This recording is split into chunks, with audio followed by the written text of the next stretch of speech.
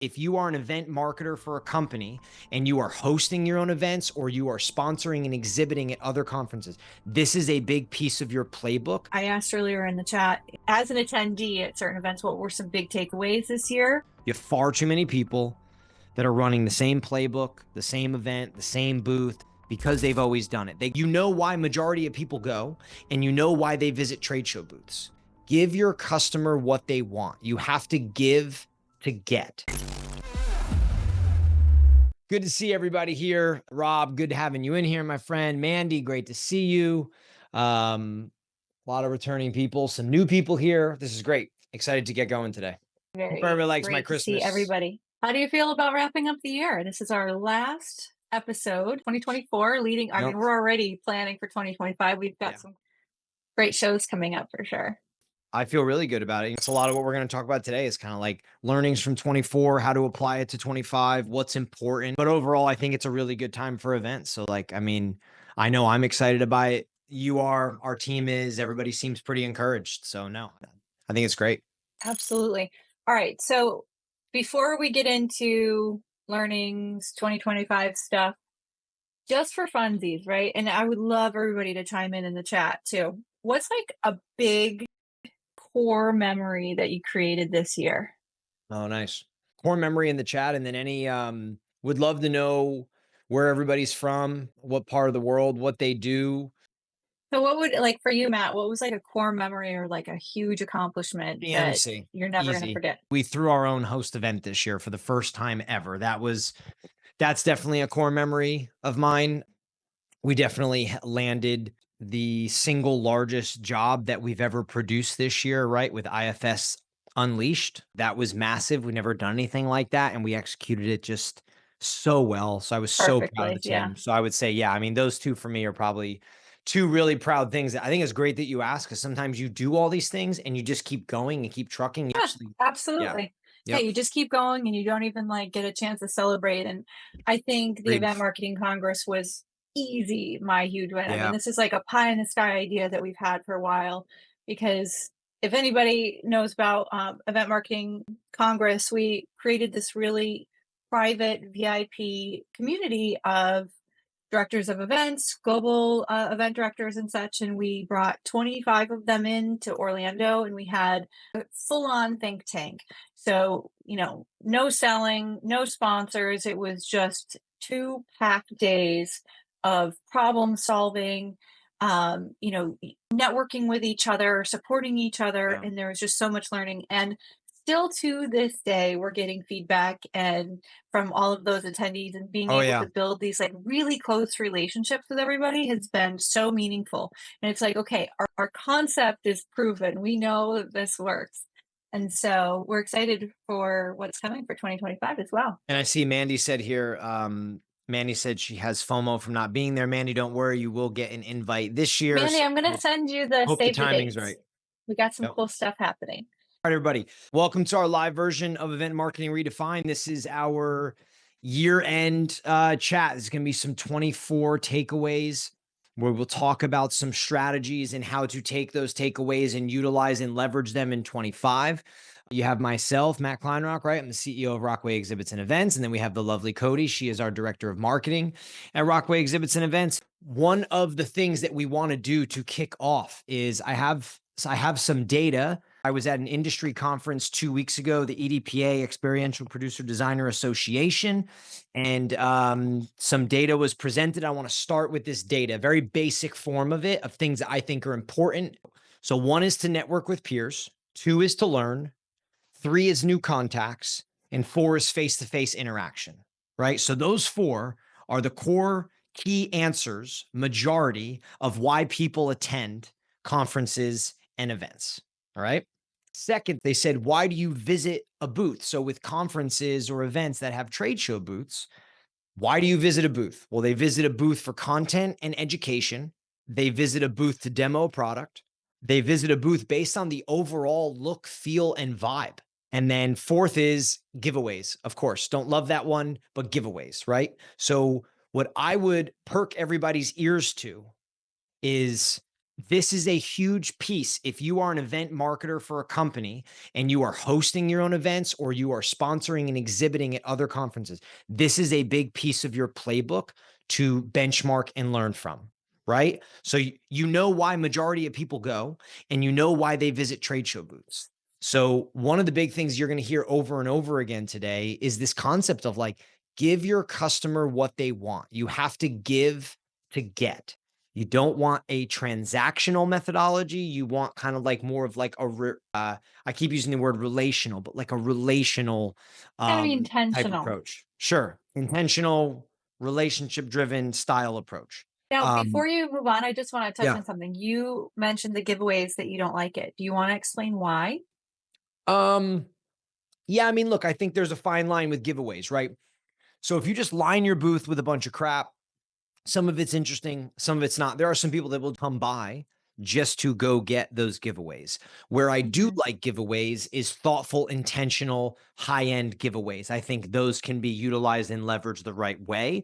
But I think if you're just doing really cool giveaways that don't have any meaning behind it or are not thoughtful to the audience that you are giving them to, yeah, you're just going to get a ton of traffic that essentially you're just getting foot traffic, right?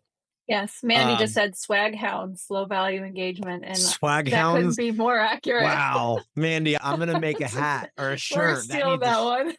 That needs a shirt. Swag hounds. We could get a dog as like a logo. That'd be really good. Yeah, All right. So next part of this survey that I think is important is it's what do exhibitors want, right? What do the people that are exhibiting and sponsoring at conferences, what do they want?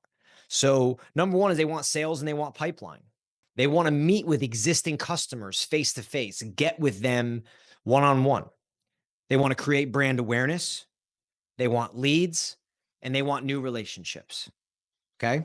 Now, the next two things that were asked in this poll was what sort of strategy are exhibitors deploying and what are they investing in? A lot of these answers go hand in hand, right?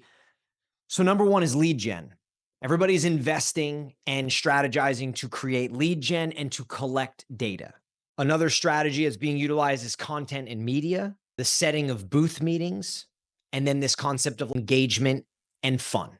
Now, I think on the investing side, I think this is a little bit of a lean towards the direction and where we're taking the conversation this year is what are people investing in? Lead gen, post event execution, design, look, vibe, and like feel of booth, pre event promotion, and on site content. So I just wanted to start this conversation with a little bit of a look of both sides of the attendees that are showing up, sides of the exhibitors and the sponsors and the hosts on the opposite side of the event, because I think it ties Mhm. heavily into the way things need to be done in 2025 and the strategies that need to be deployed. Because I think these answers right here are a big piece of your playbook. Absolutely. I think that it was kind of an aha moment for you, or at least very validating going to EDBA and getting all of this information. But then as we're wrapping up the year and we're looking at everything and what we were going to Yep. talk about today, it's very much in line. I have five real key things here that I want to talk about that we learned in 24 that are important moving into 25, right? So the first one I want to talk about is pipeline impact. And I think as you saw in the data I gave you, one of the number one things that exhibitors want, that event marketers are seeking and companies want is pipeline, leads, sales, conversions, however you want to label that, those steps and process. I believe that pipeline impact is something that needs to be uncovered and discussed. And there's not enough people having this specific of a conversation. So you have to ask yourself, event by event or throughout an entire year, how does the specific show or shows impact my pipeline? Right? Where is it impacting my pipeline? In what way is it impacting? Because everybody's like, I want leads, I want leads, I want leads. Are you looking for like net new deals? We have clients that close deals on the floor because they're face to face.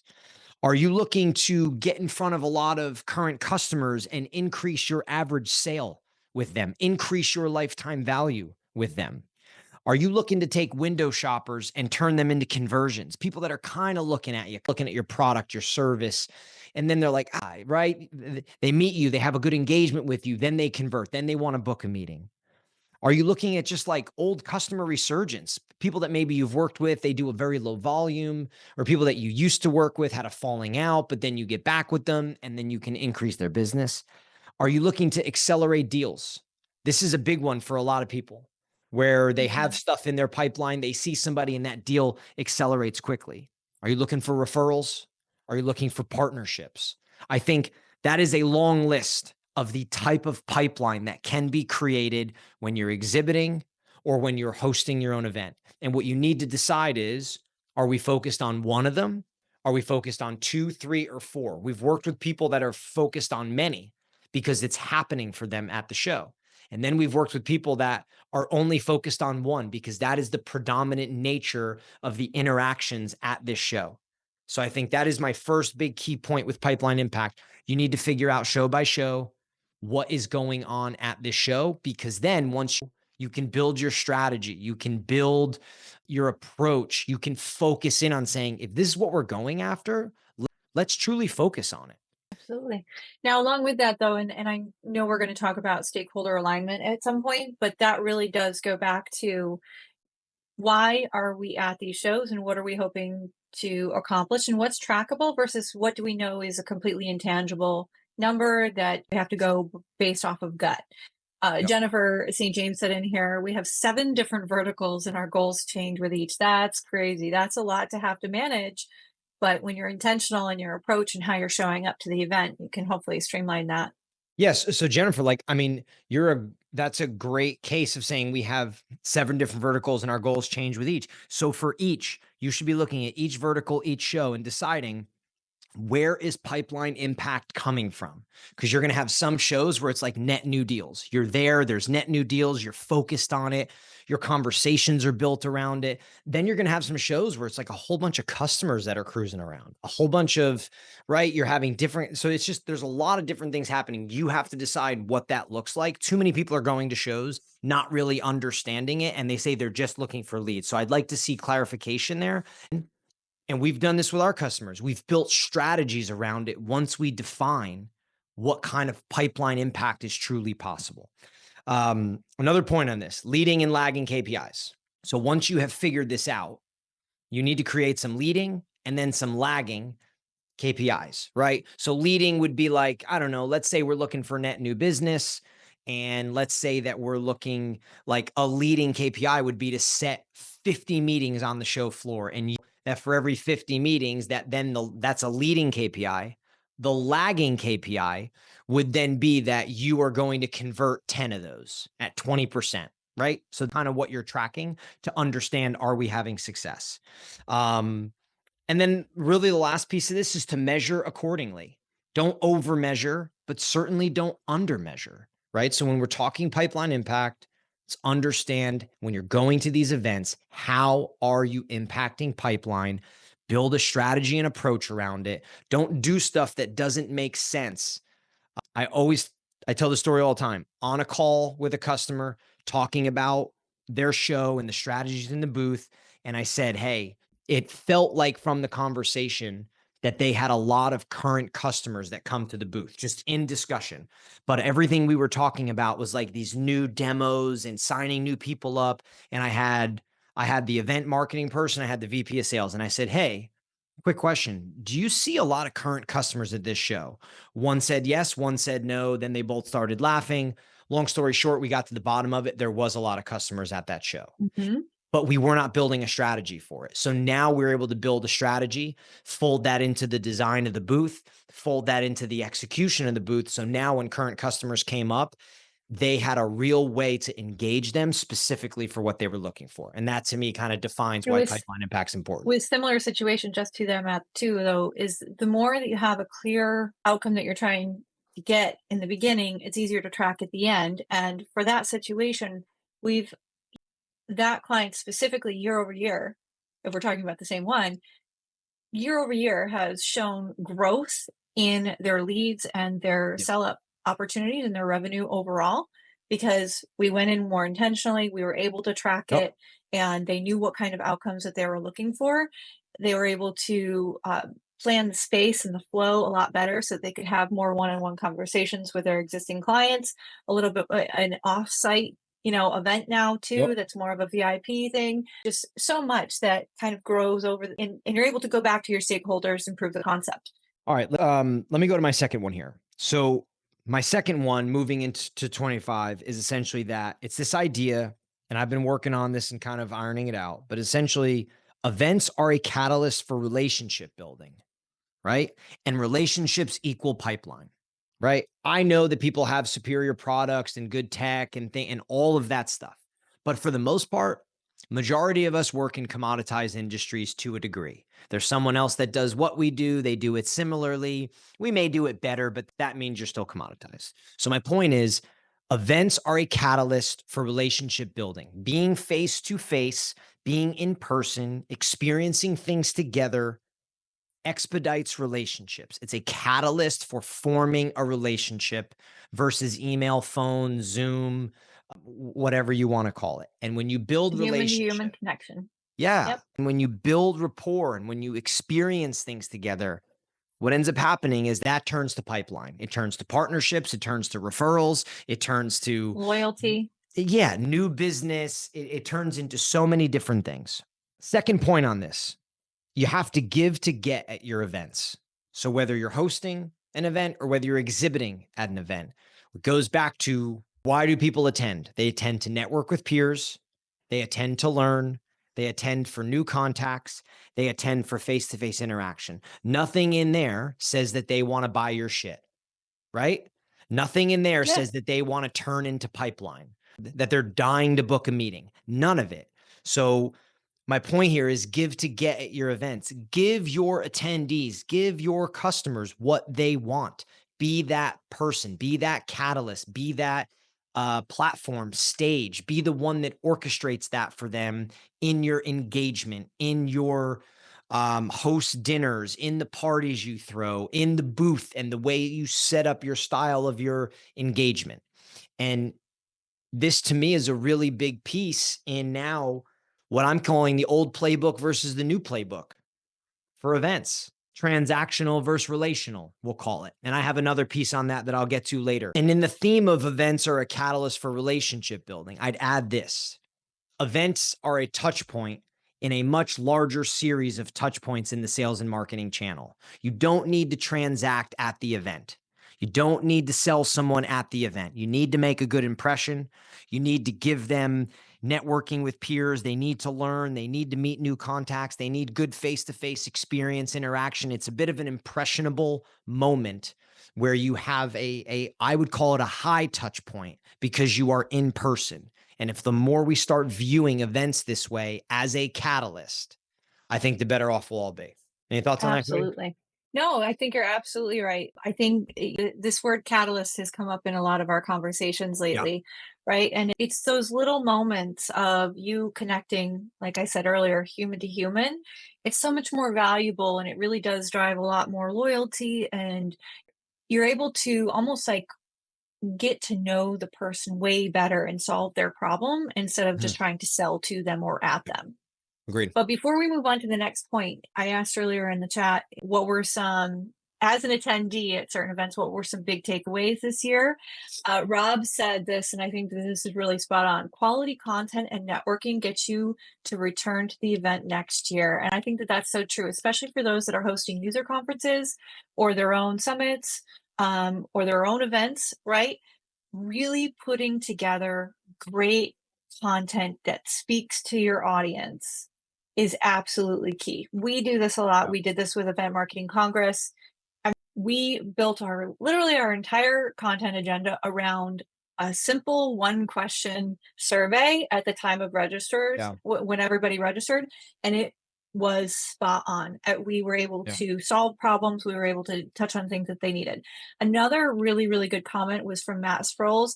He said, can't just sit by the booth and hope your top prospects swing by. You've got to go out and find them. Yes, they're not always going to find I like you. that. You've got to be able to find them. And that's how you're able to build those relationships.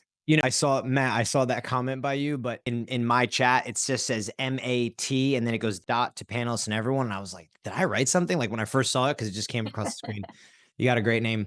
So I saw another comment by Jennifer, just to piggyback on this, right? She said, additionally, when you see prospects over several conferences, those touch points should be tracked to see the real sales cycle. Jennifer, I love the way you said that because that's Yes. exactly what I We talk mean. about Yep. signals, That is interactions. exactly what I mean by events are a catalyst. And they're a smaller strategy in a much larger go-to-market sales strategy. So that's where I want people to stop looking at it transactionally and look at it a little bit different, because you start tagging these interactions, you start giving and delivering experience. I think you will see deal acceleration, close deals be faster, new leads enter quicker. Now, you may not be the lead source, but attribution is a problem in itself, right? You don't need to be the attribution. You don't need to be the lead source. What you want to be is the touch point, the catalyst that kicks that into conversion, kicks that into pipeline, kicks that into a closed deal. And I think events have a really strong grip on being able to do that when they're done properly. When we're talking about touch points and signals, and then obviously the attribution behind that, because of course every department within marketing and events are all responsible for attribution at some point. Somebody that really shouts this from the rooftop of how wrong the attribution process is right now, or how we rely on it, is Chris Walker, right? Revenue Vitals. If you don't listen to that podcast, you absolutely should. It gives you an alternative view on what we're doing, why we're doing it, right, in events. All right, let me go to my third point here. And then Coty, I want to ask you, I know you have a few lined up and I kind of want Yeah, to tie I'd it love to into the chat. work that you're doing for us with our clients. But my third point of of five here is that events are, again, I said events are a smaller strategy and a larger strategy, which is really go to market for companies, right? Which is AKA like events and sales and marketing channel, not a cost of doing business, right? Events are a sales and marketing channel, not a cost of doing business, right? They are too often treated like a cost of doing business. So, what does this mean? To me, this means that when you're executing events, there needs to be an intentional approach. Intentional approach could be which show, why that show, the size at which you show up, the strategy that you execute. But there needs to be an intentional approach, right? There needs to be an intentional strategy. You need to have strategies, but we're talking about pipeline impact. What's happening? Where can you capitalize? What is the experience you need to deliver? Post show, pre show, all that stuff. Alignment. You need alignment. Alignment with your key stakeholders, alignment with what your goals are, alignment with what your ROI you're looking to obtain, right? And I do think sometimes people get caught up on ROI, and I'm not like anti ROI at all. But what I would say is, where are you now with your event program? And where do you want to be? And what does that delta look like? And that is some of the stuff that needs to be aligned with key stakeholders. Those are the things that need to be discussed because it is a part of the go-to-market strategy. A question everybody should be asking when you're running events: how do the events fold into sales and marketing to help create pipeline, to help close deals, and to help further our brand awareness? How? If you can't whiteboard that in 30 minutes, then we're just executing events for the sake of executing events. We're just going for the sake of going. That should be something that should be whiteboardable, saying this is how we contribute. This is how it folds into what we're doing for sales, what we're doing for marketing, pipeline, close deals, and brand awareness. One of the things we've talked about for a while here, high level discussion around not doing things because you've always done them and being put on autopilot. And that for me is a big piece of operating as a sales and marketing channel and not as a cost of doing business, right? You have far too many people that are running the same playbook, the same event, the same booth, the same strategy, the same dinner, whatever it may be, because they've always done it. They go to the show because they've always done it. And what I'd like to see is just a little more thought.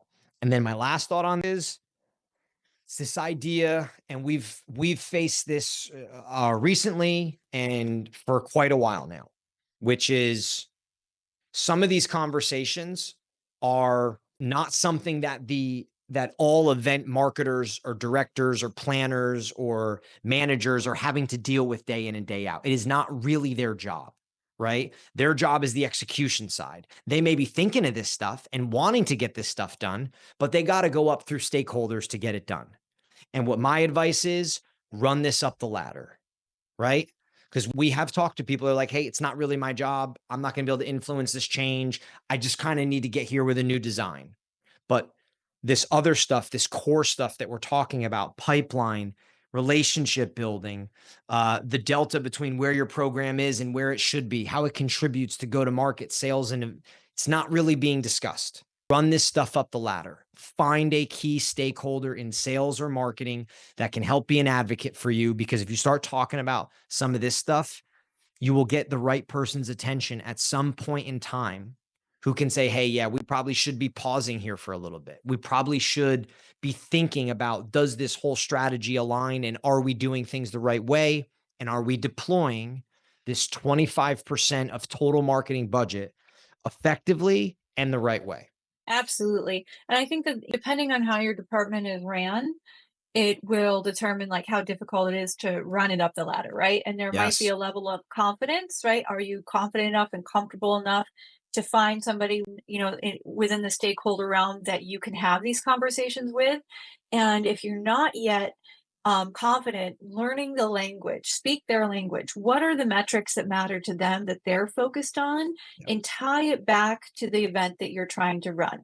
Have the conversations, and that might not necessarily be in a meeting with a whole bunch of people, but asking them off the side to have a lunch or to chat about these things and say, here's my struggle, here's what I see, and this is how events could make a bigger impact on pipeline next year, and ask for advice and get an advocate that will help talk you through that.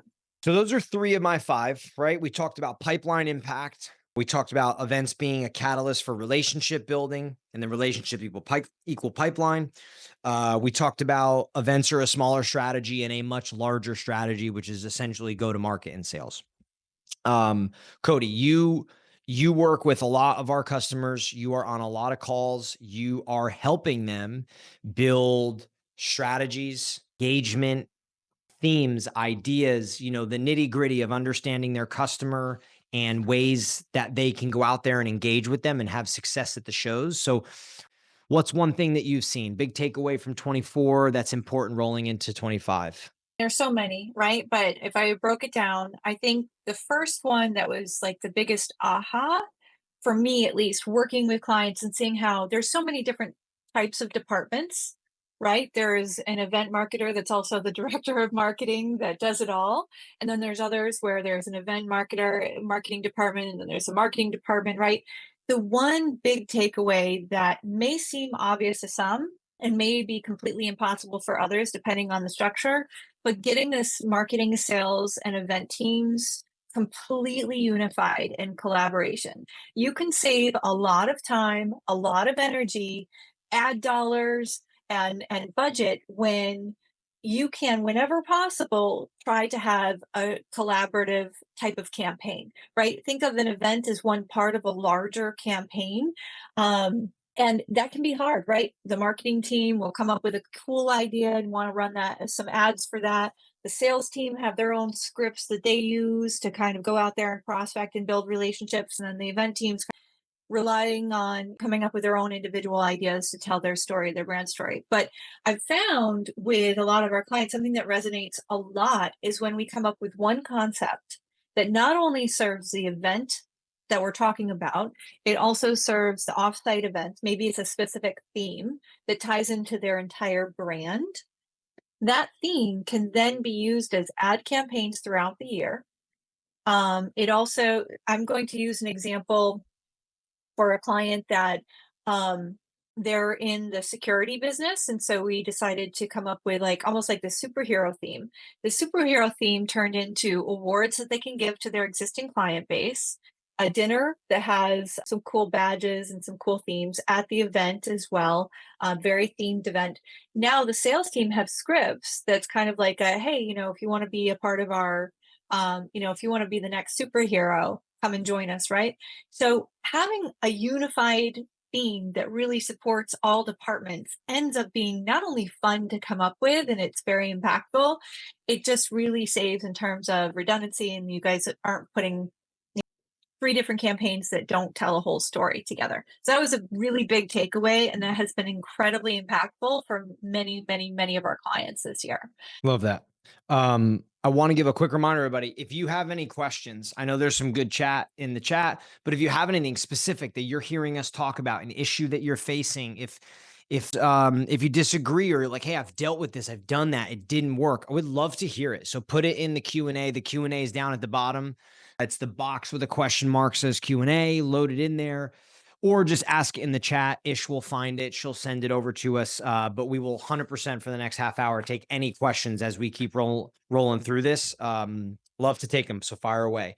I want to touch on this before you move on to your point too, just for some comments that have been in the chat. And this is really relating to uniting the entire team. Rob, you mentioned that you have to be prepared with follow-up after the live event, right? So building that relationship, sometimes after the event, it's passed off to sales. But as long as the sales and the marketing teams are lined up at front and they know exactly what the theme was, what you guys were talking about, sometimes it can be an easier pass off about what was discussed on the floor, and then transferring that relationship over to the sales team. And then Michelle also mentioned creating a personalized, targeted pre-show marketing campaign to start the conversations before the show, then meet at the show is really something that I recommend. Now, there are a couple that mention, Jennifer actually mentioned that with government and others that they don't get access to the lists. That's totally okay. Sometimes we've done guerrilla marketing in the sense of like we pull up the app, right? And we start messaging people within the app. If there's an app for the event, that's a really great way to start connecting with them. And on this, I don't know the exact episodes, but Ish can find them and she'll put them in the chat for you. But we have done a ton of podcasts on pre-show and post-show, on execution, on list building, on promotion, on follow-up, on the whole life cycle of an event, and just sort of not just the event being the main event, no pun intended, right? Like, so the pre, what goes on, how to prepare, post, how to execute. So I think we have like 100 something episodes at this point in time. So it's not that difficult to find, but there is definitely a few. All right. So my fourth point here, I touched on earlier, which is the old event playbook versus the new event playbook. The world has changed, and I think events are changing. And if you remember, going back to the data that I brought up in this beginning, the reason that people attend events, network with peers, to learn new contacts, face-to-face interaction, experience, right? So that's got to be a piece of the new playbook. So let me tell you some of the old playbook that I don't think works. The old playbook, lots of talking at, keynote heavy, for sure, right? Stale sponsorships, pay to play, pitches disguised as sessions. For those of you that follow me, listen to my content, come on this show, listen to podcasts, I hate sessions. I hate pitches disguised as sessions. I hate it, right? Because you go to a conference or you go to an event, you're interested in the content, you want to learn, and there's this really cool title, right? And then you get in there and it's a pitch, and the person presenting sucks. And they're not an expert in the area. They're an expert in a product. They're an expert in a service. They're an expert in something specific that vaguely ties to it, but they're a sponsor. They're paying a lot of money, so they get the pitch. I hate that. It's disingenuous. It ruins the event. It makes people leave sessions. And it just overall just has in my eyes, does not create demand for people to return. Cold networking, just throwing people in a room and saying, hey, we're going to do a happy hour and right, just thinking that that's networking. It's not really networking. And I think last bit of the old playbook is kind of a lack of a visual experience, just thinking that the hotel is enough and slapping some chairs out or putting, like it, right? The new playbook has more, on that note, more experiential design, more event design built into it, more purposeful design, more visually stimulating. What else is in the new playbook? It's value driven. And value for the attendee. What does the attendee want? They have to leave the event being like, damn, that was a great event. So you have to be in tune with what that attendee wants. What are they going there? What are they seeking? What do they want to learn? And I think orchestrating peer-to-peer networking and peer-to-peer like think tank style conversations is key. I think you need expertise sessions. Sessions are not dead. Sessions are awesome. Panel discussions are awesome, but they need to be with the right people that are not paying to play and experts in a space where I did a panel discussion at an event recently that I was on the panel. And then I also sat in another panel discussion where I was not on the panel and I listened. Both were phenomenal because of the way that they were run, the people that were up there. No one was selling anything. It was a discussion about shit that people have done and shit that people have done well and executed and have background and expertise on. It had depth to it.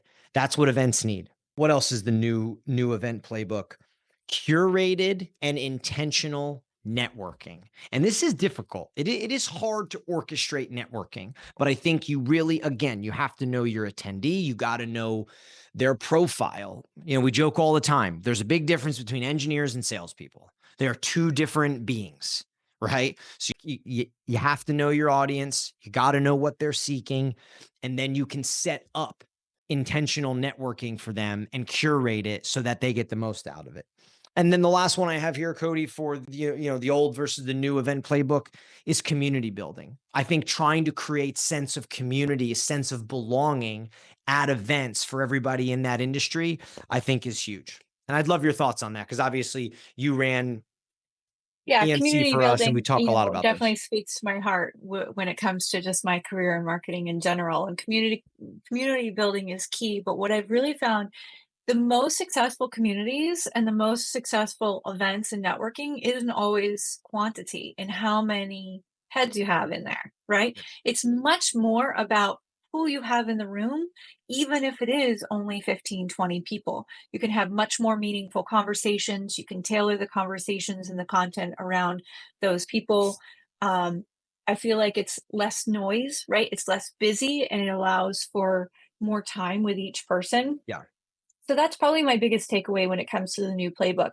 It doesn't have to be an event with 1,000 people. It Yep. doesn't have to be an event with 200 people. It could be still a worthwhile event with 30, 40 people or less if you do it right, if you plan it right.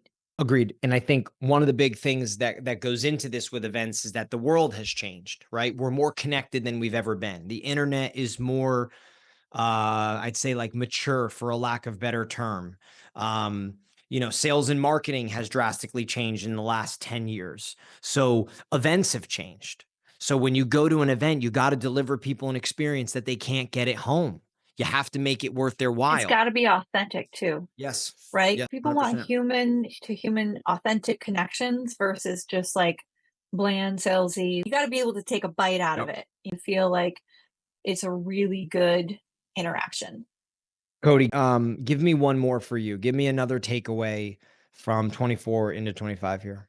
Oh gosh, there's so many. I think that some of them are probably pretty obvious. I know I've said this before, some of them are probably pretty obvious, but one that I feel like comes up in conversations a lot is tools and technology, right? Having the right tools, having the right software at your fingertips. Yes, it's important, but there's been this huge pressure and buzz around AI, around implementing and the need for AI to stay on the forefront of it as a company or at your events, but also like this desire for some companies want to have the coolest and the neatest software, and then there's other companies that are like don't even want to touch software. So when we're looking at technology, I think it's taking a step back and looking at, okay, what is trendy that we're just trying to jump on that train, or what is it that we think is cool and flashy, versus taking a step back and really looking at what are our current operations? What type of software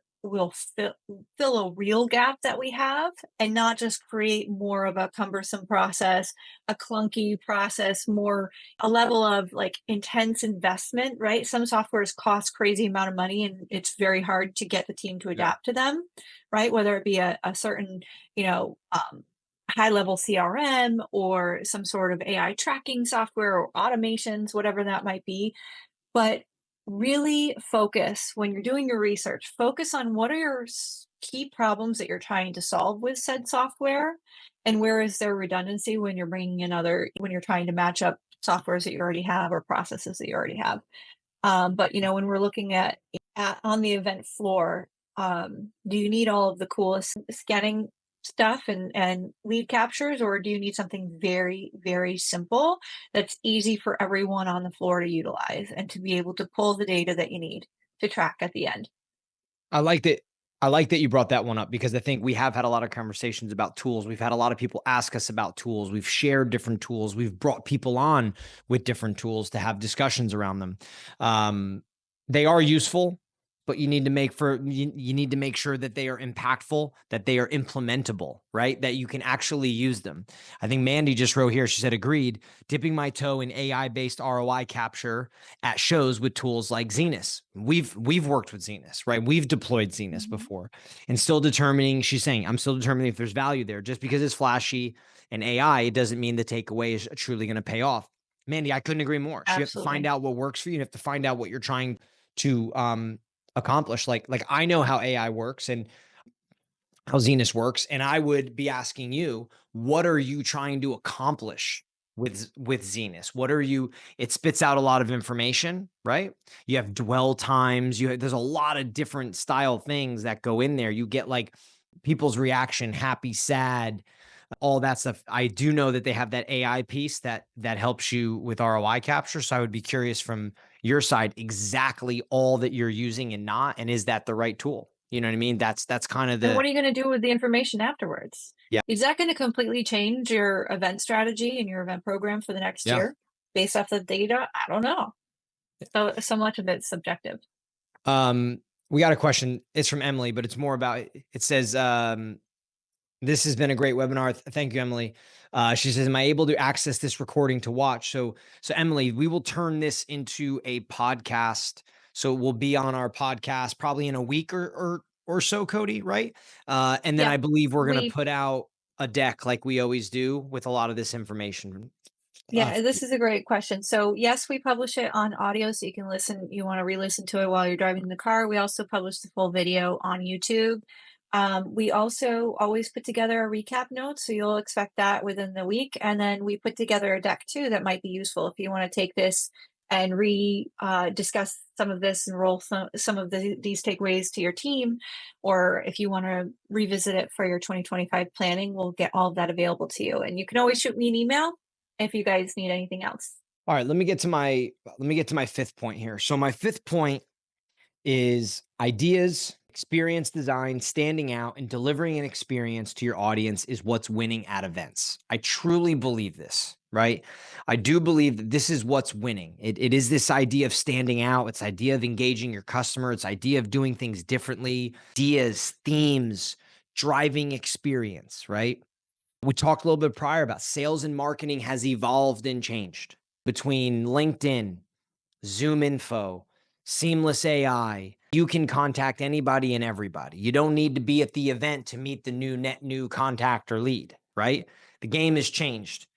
So when you're at these events, it's like we said, they're a moment in time. They're a point in the sales and marketing process that you are looking to create a like catalyst type moment.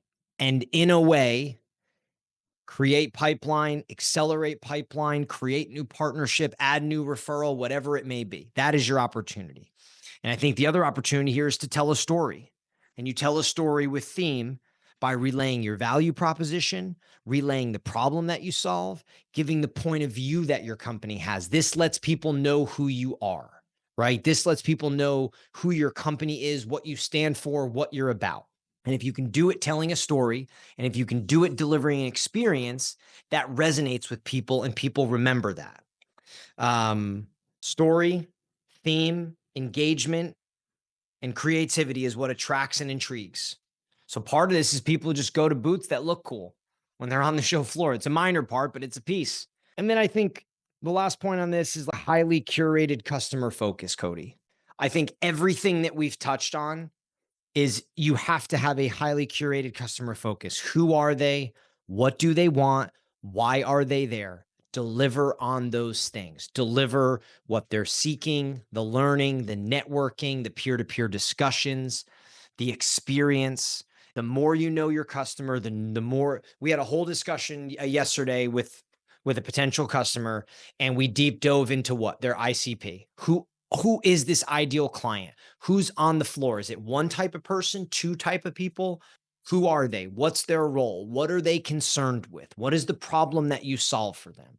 Really understanding those things is what takes event marketers away from being people that execute into being strategists. And being a strategist is Absolutely. what ties events into a sales and marketing channel and more of a go-to-market channel. I'm really glad that we're kind of wrapping up 2025 with this one, or 2024 with this one, saying that. Um, because this really truly is the biggest takeaway. Don't make decisions or don't choose to be at an event or to give away swag because somebody within your company thought it's cool. Do it because it resonates with your audience, and get information from your audience. If you can have conversations one off with some of your VIPs Yeah. to ask them what matters, do it, send out a survey, whatever you possibly can.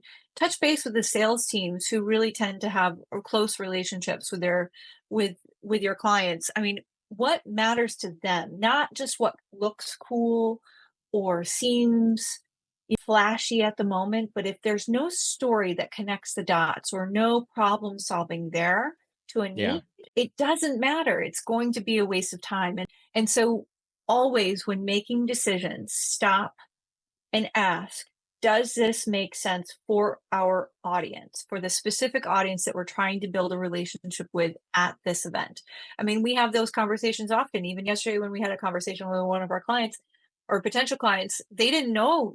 I mean, there was one sort of like mascot, right, that we asked, and they didn't want to roll out that mascot anymore or to their events. But yet we asked, well, does that resonate to their audience? They're like, And they said actually, yeah, yes.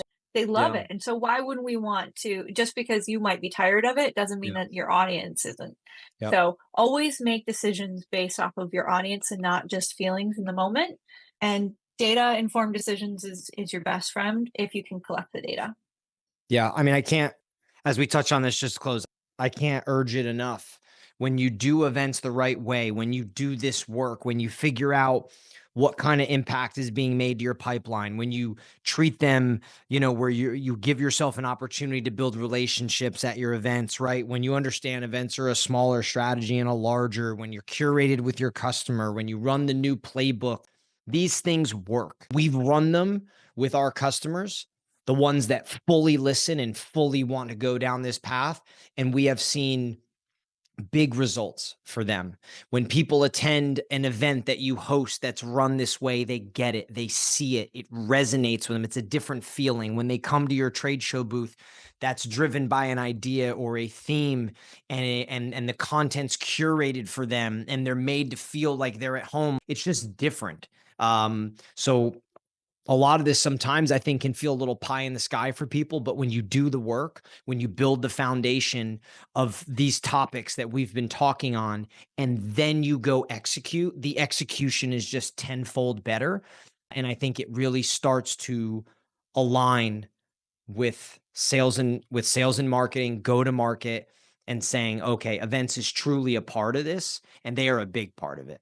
That's all I Absolutely. got, Good Coty. stuff. That's it today. That's all I got. That's my wrap for 24 and what's important for 25. So, I um, love it. I'm putting yeah. my email in the chat right now Okay, good. because anyone out there that's listening that wants a deck, they can email Matt. If you are interested in our event marketing congress and you're, leading a major event program, email me. We can put you on the wait list.